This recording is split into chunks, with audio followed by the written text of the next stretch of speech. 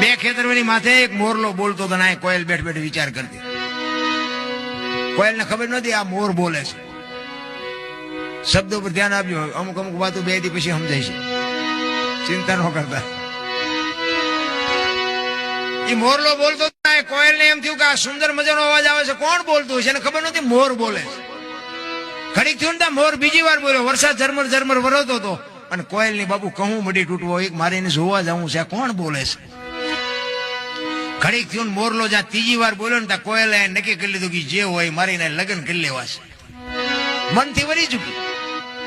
ઘડીક થયું વરસાદ રહી ગયો અને કોયલ મનાડી ઉડવા જે દિશા ઉપરથી અવાજ આવતો હતો ને, પણ કોયલ ઉડીને અહીંયા પૂગે ને એટલી વારમાં મોરલો અહીંયાથી ઉડી ગયેલો ને ઘોડ આવીને બેહી ગયેલો.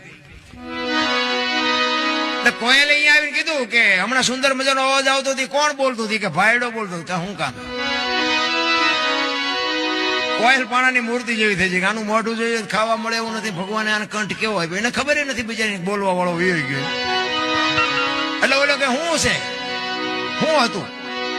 કે હતું કાંઈ નહીં, હું તમારા અવાજ ઉપર મોહિત થઈશું ને મારે, હું તમને મનથી વરી ચૂકી છું, મારે તમારે લગ્ન કરવાના. બોલો કે બે ત્રણ ઠેકાણે નાળિયેર પાછા આવ્યા હતા તો રડતું રડતું હામું આવ્યું.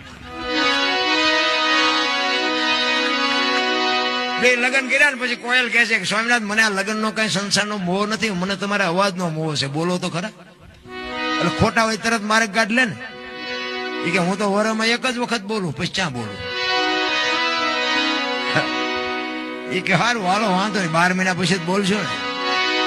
2 મહિના 4 મહિના 8 મહિના ફરીને મહિનો હાડ ધડકવા વીજળી મનાણી આપણે ચીરવા અને બાપુ એ વરસાદના જ્યાં તૈયારી થઈને કડાકા ને ફડાકા મીડ્યા થવા. અને ત્યારે કોયલ કહે છે સ્વામિનાથ હવે તો વર વળ્યું, હવે તો બોલો. પછી બોલવું પડે.